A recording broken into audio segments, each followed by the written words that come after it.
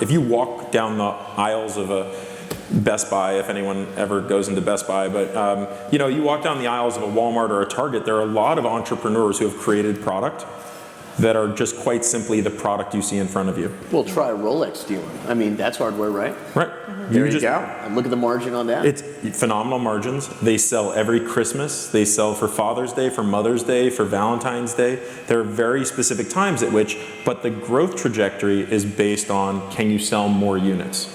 And I think what data sort of changes for people is that the nth plus one version of a product you've sold now is not just on its own a 30% margin sale, but instead you collectively have n plus one data collection devices out there.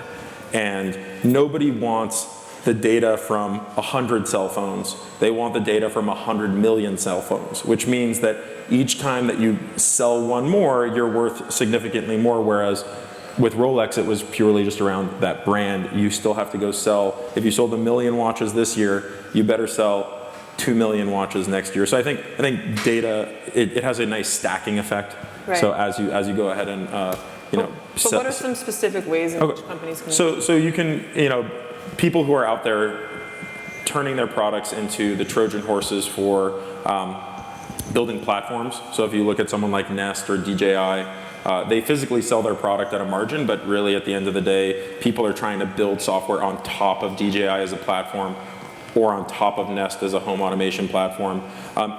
You can use data to sort of build a razor blade model. If you have a connected device, think about Keurig and think about how much better Keurig would be if it had the data of everyone's consumptive behavior.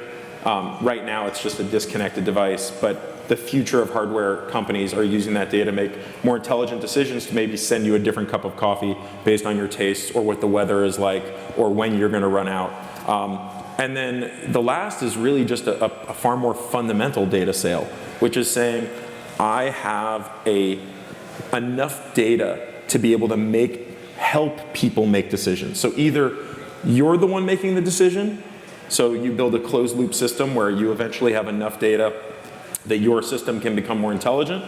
You turn to someone who is a buyer of that data, and it may not be your direct customer, right? It may not be the person you initially sold the product to. It might be a hedge fund or an insurance company or a municipality or the government of the United States of America, as several companies have found they can sell direct.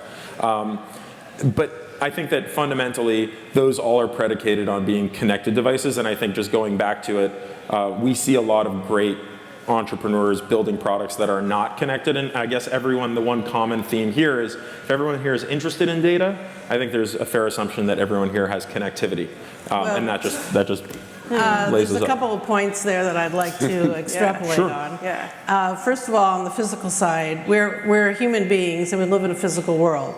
So I don't think we're ever going to get past buying devices and whatever. On the data side, it has to be consumable. And we're full of data. That's not the point. The point is, how can you make your decisions on that? How can it be digested for you? And in that sense, also, I'd like to talk about machines talking to machines, because that's where really the IoT is going. Interesting. And let me just take it up a notch as I kind of referee you two, which I never get to do, because I'm usually the incendiary one on the panel. So what I would say is the biggest challenge I think we see is solutions looking for problems.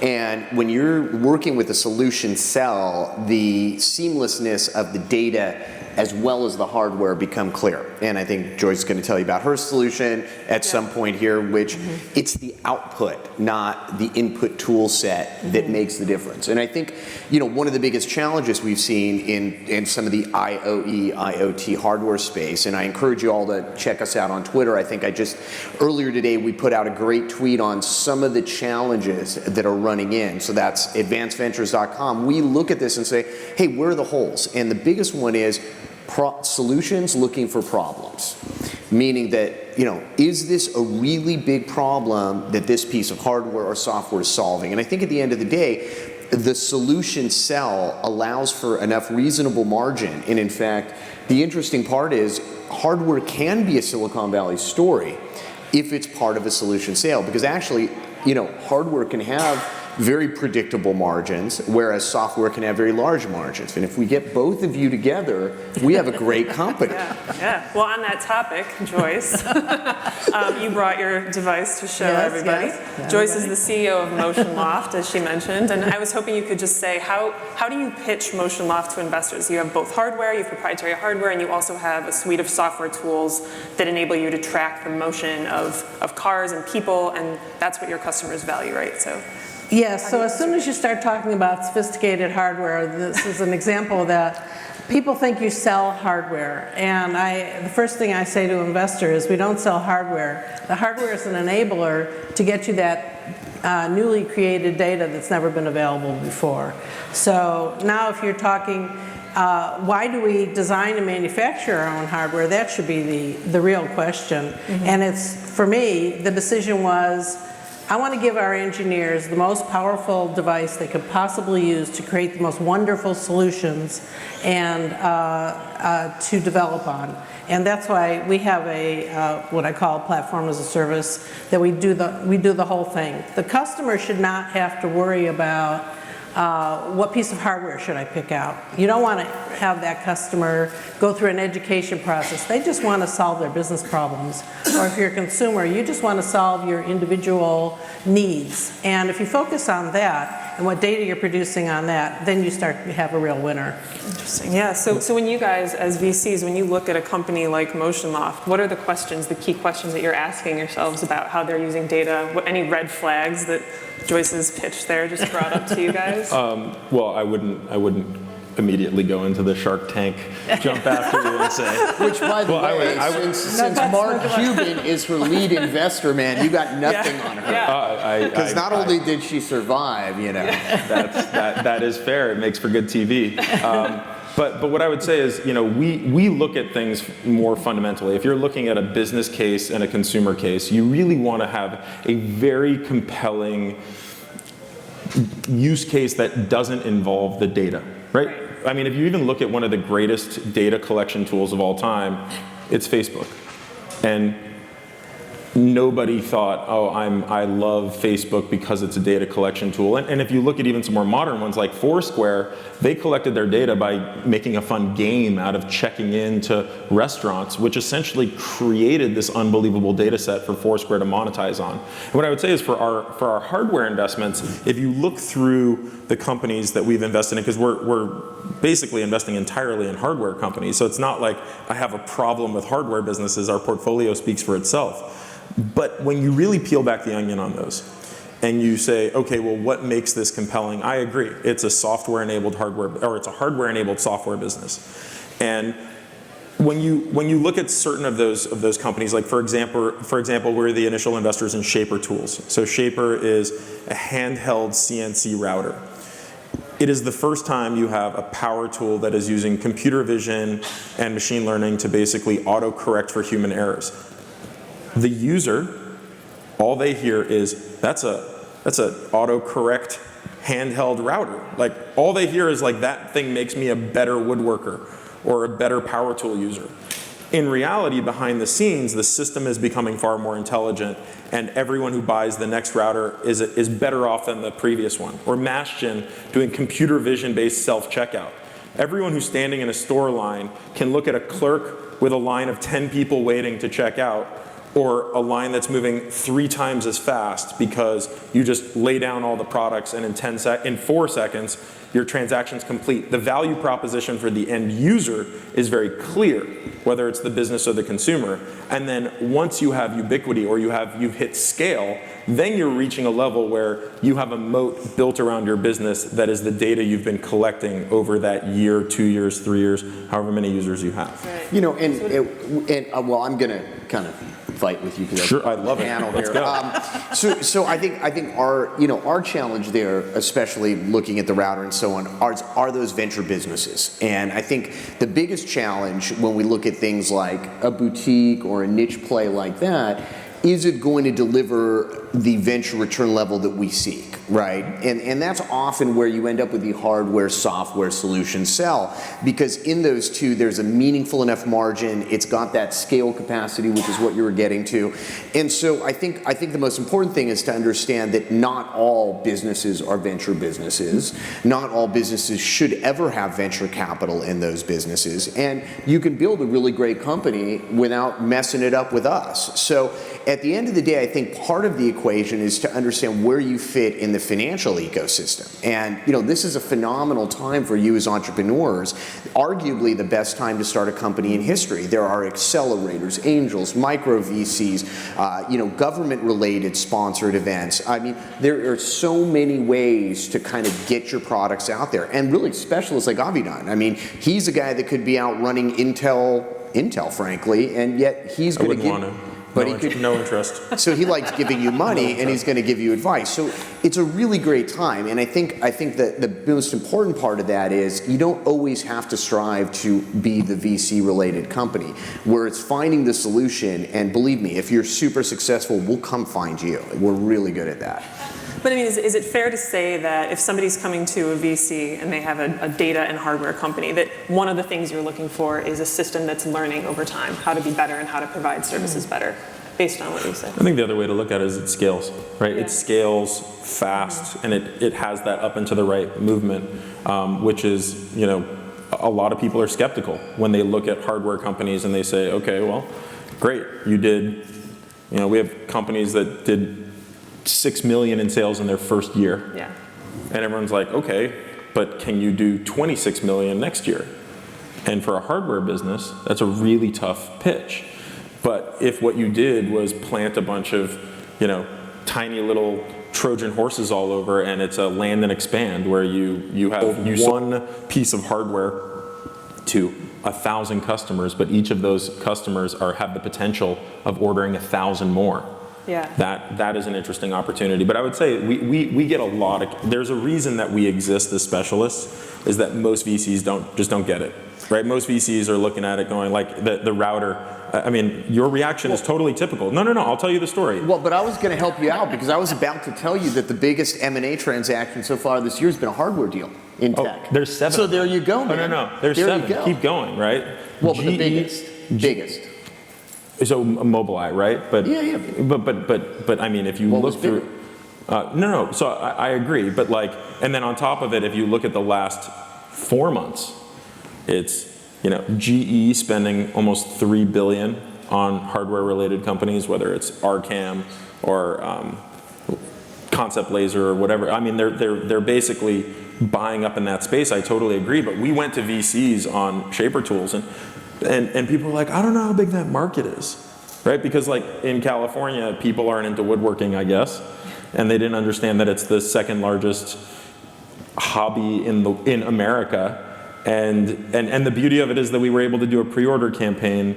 That's what I would say is a lot of people, we can't invest in every awesome hardware company, but the opportunities you have to prove yourself without necessarily coming to a VC, and the do it on your own model actually works. We're seeing companies bootstrap their way up and getting significantly further along, so they don't need to go to guys like us and explain, oh, I got this great, consumers want this really badly, and I'm gonna be able to prove it. Well, and that plays too, it's really easy to do that. No, I was just saying that plays is the best time for you because you can go out and 3D print prototypes, you can crowdfund it, you can sell things in social media, and then come to us and tell us we were wrong, because that's a really good way to start a conversation with us, honestly, because we're okay with that. We like to be wrong. I love it. Especially if you're making a lot of money. It's strong opinions loosely held. We all sound like we're really confident that we know exactly the way the world is going to work out. Oh, we totally make this stuff up as we go along. If you look at the stats, we're wrong 90% of the time. That is our stat. Right? 90% is good. Right. I mean, 90%, we're killing it, guys. No, wrong. Can we get back to Nerdland for a little bit and talk about data? Yeah, okay. So can we have some examples of companies maybe who you think have used data particularly effectively? So hardware companies that have either done this aggregation thing really well or the razor blade model really well, aside from Motion Loft, of course. Well, let me tell you about some of our strategic partners. Yeah. Who really have you know, we think about data and creating data, but how about the companies that already have data, and think about how you can partner with them. So we're partners with General Electric, for example, in their smart cities. They have what they call a predix platform, and that's a conglomeration of data points, including motion lofts, that they feed into that. We have a strategic partner, NCR, which owns the entire, they're the 800-pound gorilla owning cash registers and ATMs. You know how much data flows through that kind of transaction level point of sale data. We have another company called INREX, which captures all the GPS data in your cars, and they can tell where you've come from and where you're going. So these are all plays where you say, okay, MotionLoft is a little company. How come you have GE, AT&T, INREX, NCR as partners? It's because we're providing a certain level of data that they don't have and makes their data more valuable. So think about leveraging data of these great big hardware companies as well. That's interesting, yeah. Any I mean, everybody's examples? got, pull out your iPhone. I mean, Yeah, there you sure. go, right? Of I mean, course. as Avidan said, as you post something right now on Facebook with your iPhone, everybody's working together in that equation. But I think when you look at the end-to-end solutions, you can come out to some really basic examples. I mean, I think Fitbit was one of the first to get out the door. But really, this was just a way of making this connected device, easy to consume, easy to think through. But connected devices have been going on forever. I mean, many of the companies Joyce just mentioned to you have been doing connected devices for the last 30 years, right? I mean, they've just become easier, cheaper, and more efficient to connect. I mean, when I was an entrepreneur, we built the first touchscreen connected gas pump, okay? So, it's been going on for a long time. It's just now become so ubiquitous that you're able to get out there and have smaller companies, internet and IoT enable a router, right? And then figure out whether the market's there for it. Yeah, so I have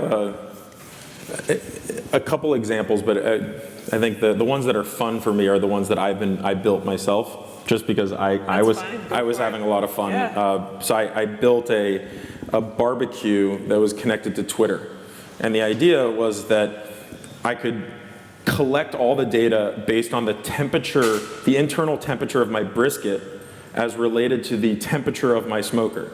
So is anyone here a barbecue fan? I mean, come on, you guys eat barbecue, right?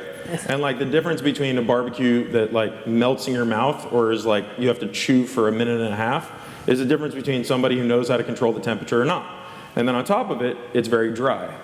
So what I did was I built a logger I just used a Raspberry Pi, and I logged the temperature and humidity of the smoker and watched as my brisket rose in temperature as I was heading towards 180, and then all of a sudden it just stopped. And I was like, for hours, it was just stuck at 150. And I was like, okay, I can figure this out with data, right? So first I did a bunch of research on the actual organic materials of meat and sweating, and realized that it was related to humidity. So essentially what was happening is my humidity levels were rising and actually cooling the meat. So the meat started to sweat, and then the airflow from the smoker was cooling it down. So I'd get to 150, the meat would start to sweat, and just like when you sweat on the beach, it cools you off, but if you sweat in the jungle, it doesn't cool you off. So basically what I did is I figured out what the temperature curve was, and I just slammed it with steam at 150. Okay, this is a data wonk right here, who just turned making dinner next level into Star Trek episode. And we did the same, and then we turned to the coffee machine and Avidan realized does not represent the venture model. I just like to come right out. that is, I would have it no other way, because I mean, look, I'm a hardware junkie and data science junkie from the 90s. I mean, I was working on cable modems, and I was developing SNMP, which is the network monitoring protocol, so that we could track how cable modems were being used. And I should tell you that it was all pictures of kitty cats. And Pictures. That's of enough, man. Pictures no of more other pictures. Yes. No more pictures. All right, things. It was pictures. we're going to move back to Joyce now. Yeah. No, but Who runs a real business in this? Yeah. No barbecue. Well, but I mean, really, when you think about it, that was the beginning of connectivity and data, right? Like, we essentially were deciding how the internet would be structured because we knew how people were using their home connections. Everybody told us we were crazy when we wanted to put 1.5 megabits into people's homes. But we knew, because we were tracking the data about how people were using those internet connections, we knew how to architect a fiber network that would cover the United States and give people internet connectivity at home. And then Had we not been able to monitor... And then never did it because like the Koreans and the Japanese figured it out and put it in. What are you talking about? AT&T did it. It's not high speed. AT&T ended up, well, there's a large debate. We now have, it wasn't well, okay, I don't know which Japanese you're referring to. High speed. But I should say that, like, that connectivity and that data to me is like what defined a lot of where we are today, is to be able to make intelligent decisions using the data that we're able to collect. Right. So, Right, but so I what are a think- couple other examples of small companies, like recent Small companies they that are seem to be using doing it well. that are using data well. I think, you know, it's hard. There are very few. The honest truth is, like I said, I'm a skeptic because when you look at people who are just, their core product is great. This is the thing, is like in the B2B space, there are people who are just, quite simply, you're saying, look, I'm putting data collection devices around your facilities and I'm giving you insights, not data. You're giving them insights. You're not giving them data, you're giving them count of how many cars, how many people. A solution. It's a solution. And so I think that it's few and far between, especially on the consumer front, where somebody is just purely selling data. Right? We've seen a couple companies who are doing weather stations, and they said, once we have universal coverage across the entire United States, well then our data is valuable. And I was like, but until you get to that point, no one wants to buy a sparse data set. Well, but you just touched on an important thing where there was this historic model that suggested that when startups were created and funded, as they grew, they'd collect all this data and they could go figure out and create this new monetization mechanism on top of their core business around the data.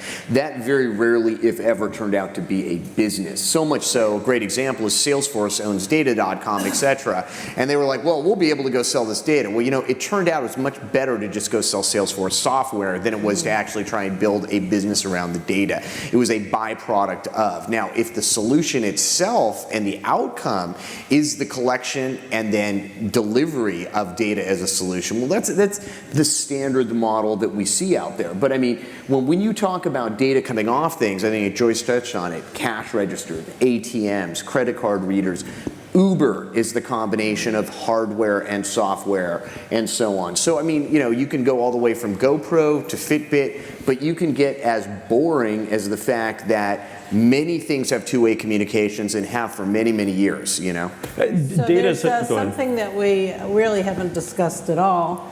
There's data and then there's actionable data. Right. So one of the real power that we do have at MotionLoft is we serve up our data in real time. That makes it actionable. And what the heck does that mean? That means if I'm waiting for a bus and I can understand whether the bus is coming or not, I can decide whether I'm going to wait or not. And the bus driver can decide whether he needs to stop or not and save fuel, for example. You can send alerts, you know, there's all kinds of things. So it's not about data that's just being collected and residing somewhere and then you're comparing it to something. Can you take action on it? And I think that's where some of these hardware devices that are probably being shown right in this conference here can really start to understand, how is my device making things actionable? How is it making the experience of the consumer, of the fan, of the citizen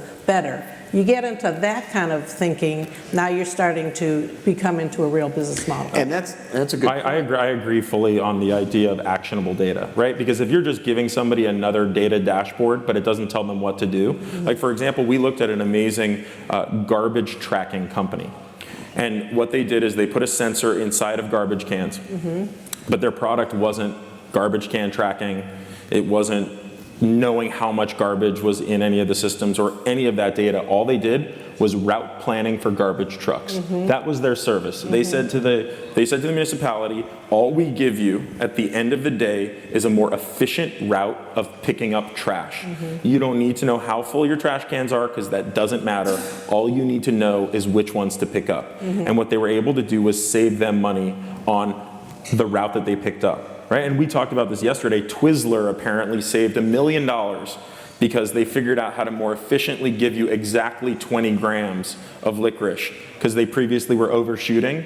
But they were able to sit there and they instrumented their equipment, they collected all the data, and they basically used a closed loop system where they made an adjustment to the temperature of the hot licorice, and making that adjustment, then reading the output, and eventually they got to the perfect set of parameters where they were getting exactly 20 grams, and therefore you didn't get extra free licorice. So they saved money. Right, but this is all a fairly recent model, which is I don't know if Joyce is going to tell you what's inside her magic box over there, but at the end of the day, a lot of this only occurs because historically we collected mountains and mountains and mountains of data, but the speed at which we could process it to make it actionable and actually deliver it in this format didn't exist. And now with the advent of GUIs and AI on chip and being able to process what we call in mem, meaning near real-time speeds, are we actually able to get that value? I mean, so this has been sort of the culmination of a lot of different pieces of a very big puzzle coming together. You had to have sensors and connected devices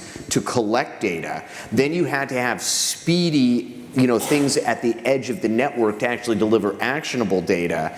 And then you had to get those pieces together and actually add some value into the process by solving a big problem. And those big problems aren't always the most obvious consumer-centric problems, because I just got a connected toothbrush, and that is not solving anything more than blinking lights for me, okay?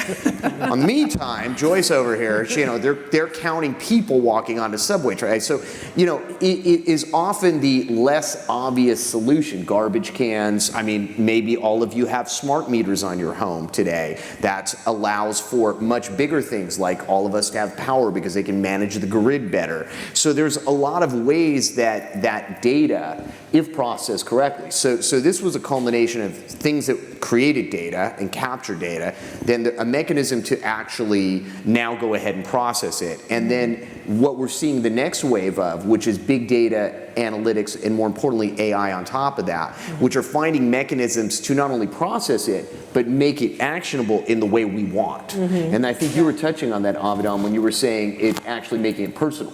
Yeah, I mean, when you think about it, why did Google give away TensorFlow? Right? It's crazy. They gave away like years of research, millions, tens of millions of dollars of research. And it's because they knew that the real value was a proprietary data set.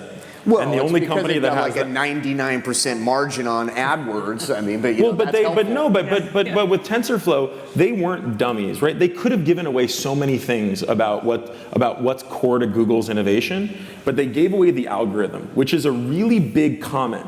It's basically saying it's not about the algorithm. We've moved from having intelligent algorithms to intelligent data sets. And if your data sets are tagged properly, and they're high quality data sets, which Google has the largest of, Google has the biggest data set in the world, right? Well, but they invented the whole crack model in software, right? Everything they still have is beta, right? The first one is always free. And then next thing you know, you think they're going to start charging for TensorFlow? I'm not saying that. I'm saying that they're trying to get people in their platform. So you're inside the Google ecosystem. No, but you don't have to be with TensorFlow. TensorFlow is an open source. No. See, I would have agreed with you on that. But they didn't take that model because they could have made TensorFlow a service. I'll give you one word. Amazon. And anything that can keep people from shifting over. But I can run TensorFlow on AWS. That's what you're missing. Sure, but Amazon's coming up with a number of the same software pieces in there, and they're trying to keep them out of that. I'm not convinced. I'm not convinced. You could be very right, and history will tell us. You're always wrong anyway, so don't worry.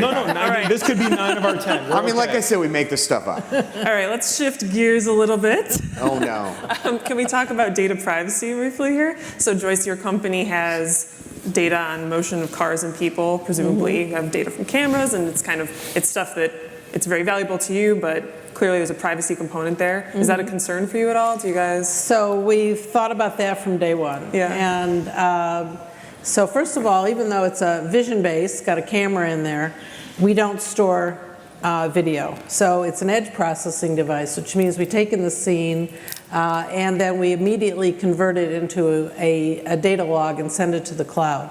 So and I always like to say, we want to know what you are, not who you are. We want to know, is that a man or a woman, young, old? We want to know, is that a car, a truck, a bicycle out there? So we want to know what it is, because that's really the power. Yeah. It's interesting to me, if you think about Facebook, that is we have all agreed to give away our privacy on Facebook. So if you opt into things, so the question of privacy is it done with your permission or not? Yeah. So anything that's opt-in, such as Facebook, privacy is not an issue. Anything where we're collecting data, privacy is an extreme issue. Yeah. So I have a great story for this data privacy one. All right, so I was speaking a couple months ago, and I recounted a very famous story about Scott McNeely, who about privacy, how he basically said there is going to be no privacy. The sad part is, in that room full of millennials, no one actually knew who the guy was. So that was a huge issue. He, by the way, founded Sun Microsystems and all these other things. So, at the end of the day, I think the concept of privacy is lost on later generations. And I think the question really becomes, what is privacy any longer? Because the minute you've uploaded a picture to Facebook, they've now completely mapped your imaging and you're there. The minute that you've ever logged into a Google product, they've now profiled you. So if you think about the internet and the fact that the average RTB, which is real-time bidding exchange and advertising technology, takes less than 70 nanoseconds now to actually put you as a person up and allow advertisers to bid on you and then serve you an ad before you even noticed any of that occurred, I think the question really becomes to what is privacy and what do you really care about? And I think what people are realizing today is that the value, or the millennials generation is realizing that value in privacy is actually less than you can imagine if you get something back for giving that up. And initially that was free software, free services, free internet, free whatever. But now they're realizing that that's commentary and feedback, etc. So it is very challenging to do it. Now, in the legal side, to Joyce's point, we're all going to hear about masking and unmasking and all that a lot. But just assume if you're interesting enough that anybody cares about you in that way, you're cool. Because I'm not. I mean, no one cares. They can track me in Heathrow and I'm a throwaway. So there you go. Yeah. Can't believe millennials are getting thrown under the bus here. Yeah. It is not, millennials are not the ones who gave up privacy. Privacy was given up a long time ago. No, but they squared it. Yeah, no, but no. Before people would be like, oh my God, my privacy. Now they're like, wait a tweet. second. Right, but the consumer, I mean, if you look at it, we were just following what our parents did. We were standing in the supermarket line, and all of a sudden, all of our food, everything we're gonna eat for the entire week was laid out. This is you learn a lot about my mom based on what food she bought at the supermarket. You probably tell her ethnicity, how well or how poorly she feeds us. And then the clerk says, if you give me your information and let me track you, I will give you 5 cents off that can of beans and that can of corn, and without even thinking. My mom was like, absolutely. I will give that up for 10 cents. Yeah, because but from her, there was it was a the straight value. transaction there. I mean, she actually got a monetized value. Now Google's got your cookie, and you didn't get anything for that. Yeah, you did. You got a search engine. That's you got not beta true. software. Come on, man. You were paying for box software at CompUSA 25 years ago. If that was free. No. We were beta programming. Right, too, but what I'm getting But the at stuff is worked the first time. But what I'm getting at is we have given up privacy, and we've given it up for a very long time. It's just now we're able to sell it more often to more buyers for more value continuously. And so it's what just are become you selling over there? I thought you were a hardware guy, man. No, for sure. Look, I think we run into it a lot where our companies are like, all right, what does our license look like? Are we going to take people's data? Do we just safely assume that all consumers are willing to give it up? That they're willing to just say, take my data as long as you agree to it, because I think you're right. Once it's agreed upon, then sort of no holds barred, do whatever you want with it. But I think fundamentally, the question gets far more complex as camera providers who are a little less conscious than you are. I think you've done a fantastic job. Putting edge compute answers a lot of questions, because a lot of people are doing a much cheaper version of that that don't take that security into account. They're just taking dumb cameras everywhere and they're plugging it into a smart hub, or even doing it in the cloud and saying, you know what, we'll process it in the cloud. But that means they're sitting on a lot of personal data. You're doing a very good job as far as protecting people's privacy by not transferring personally identifiable information down the pipe. I mean, but what even matters anymore? I mean, I think that's the bottom line.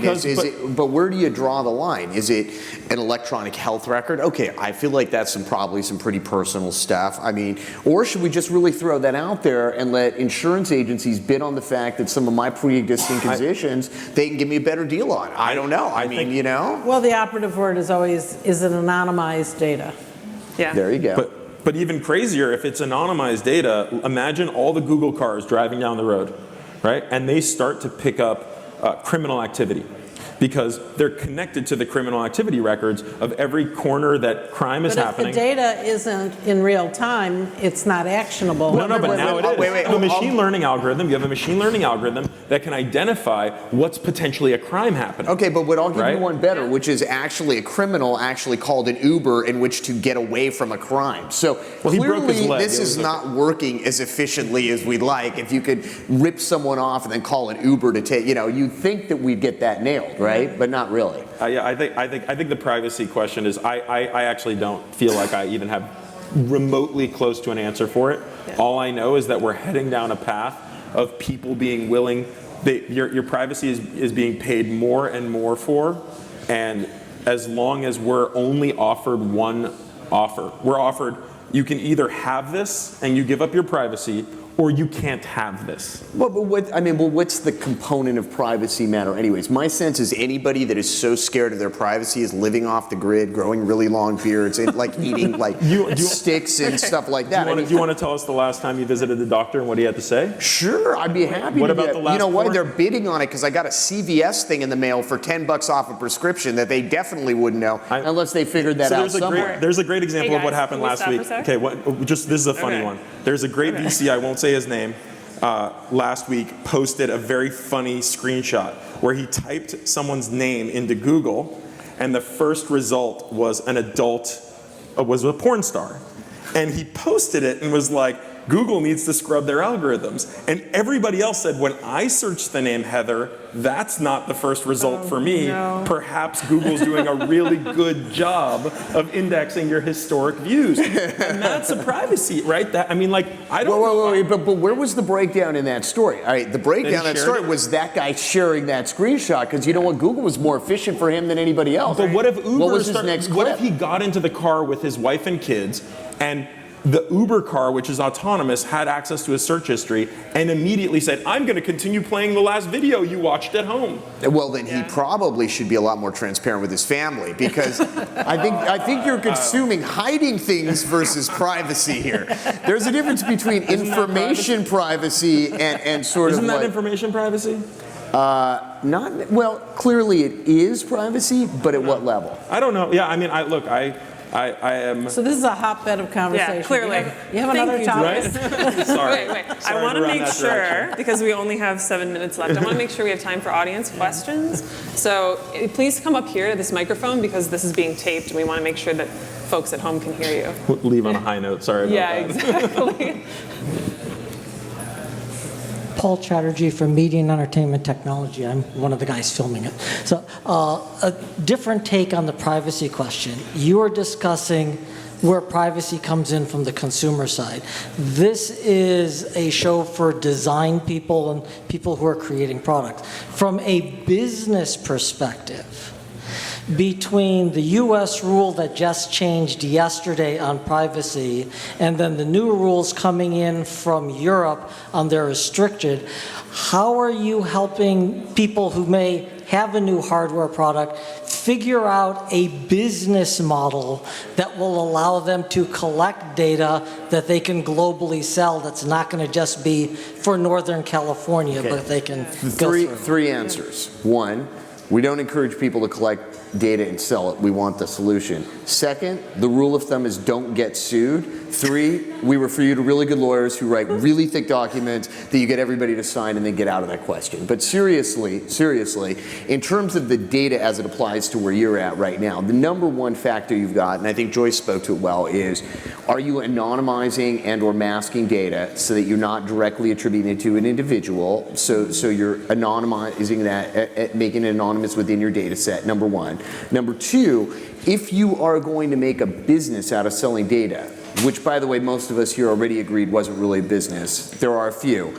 If you're going to do that, then you will be spending, one, you've got a hugely high margin because your product doesn't cost a lot in a lot of cases, but then you have huge legal bills because if you think about it, your competition is not another vehicle, another computer, another piece of software. Your competition is oftentimes a government or an individual class action suit. Actually, I think I wanted to clarify the question. I think I misstated it. What I'm trying to get to is if you're making a hardware product, and in her case, she decided to do edge computing off of visual, how do you help people decide what is the sort of data I want to collect and maintain so it could be deemed an asset to the company in a structured form, because they're trying to sell a solution, not the data. Go But back this to number means- 2, don't yeah. get sued. Right. Number 3, we'll refer you to an attorney who will write a really long user doc. All right. So we'll say VCs don't provide guidance on this. Hold on. No, hold on to everything. Store Yeah. it all. Store it all. Yeah. Like, it's the U.S. changed the rules yesterday for ISPs to store everything. Everything, yeah. But more than store it, sell it, right?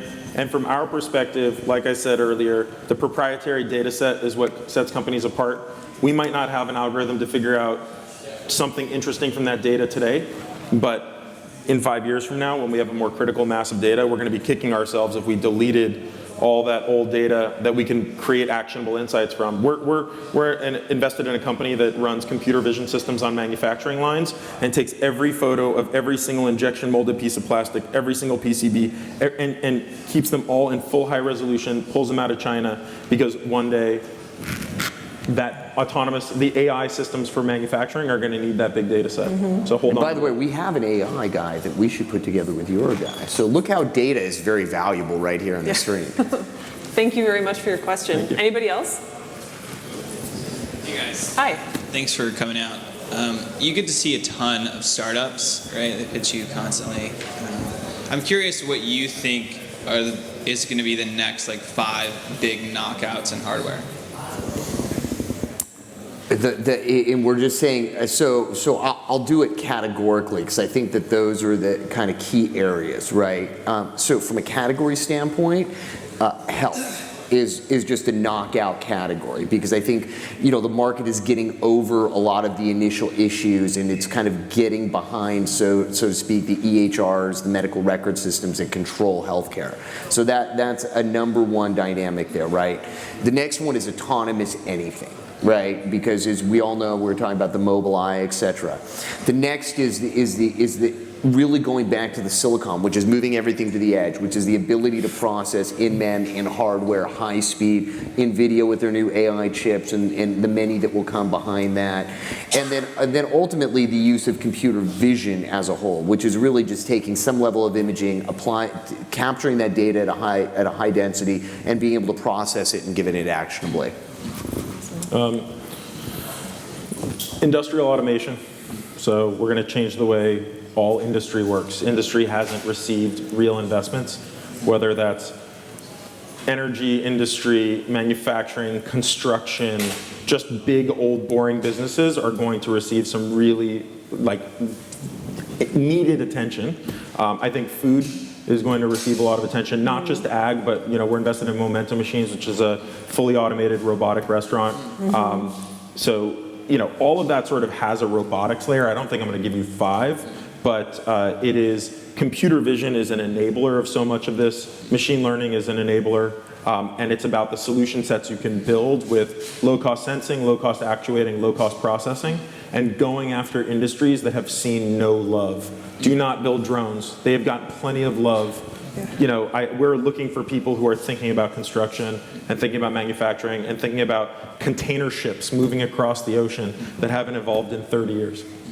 Cool, thank you. Thanks so much, yeah. We think we have time for probably 2 more questions. If you guys, yeah, you've got a whole line going there, yeah. Go ahead. Yeah. Hi, thank you for the session. Then in case of the startup that you described, right, that targeted woodworking specifically. So when you look at a sector which conventionally does not have any data coming in, and I'm assuming that's what they were also building, but the fundamental value proposition of the product was different. It was not just to generate that data in mass.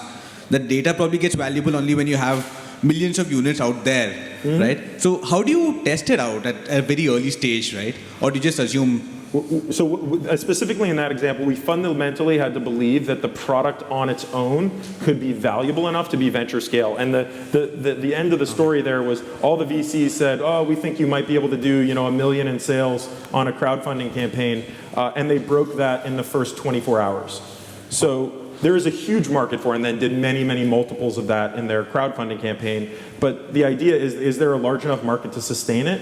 For them, it's more of a Trojan horse for selling raw materials, right? The idea that you could sell instruction sets and raw materials and sell other products into the garage that aren't just the router. They might be the drill, they might be your laser level, they might be all of those things that need to become intelligent. Because if you look at Home Depot's 90+ billion in revenue, huge chunk of it is lumber and building supplies, right? All of those things where you have really high margins and you want to sell. So this is actually an opportunity to disrupt IKEA and Home Depot. We're not necessarily going to package up that data and sell it to a hedge fund who wants to figure out how Home Depot's doing. That's why I looked at that and said, I use a more loose definition of data. I'm not looking at that type of opportunity as a data opportunity. It has a core value prop. Fair. All right, thank you. Thanks, yeah. Okay, I think we have to end there, everybody, but you can talk to these guys offline. Thanks so much for coming to our panel. Yeah, have a good one. Thank you, Beth. Thank you, Beth. Great job.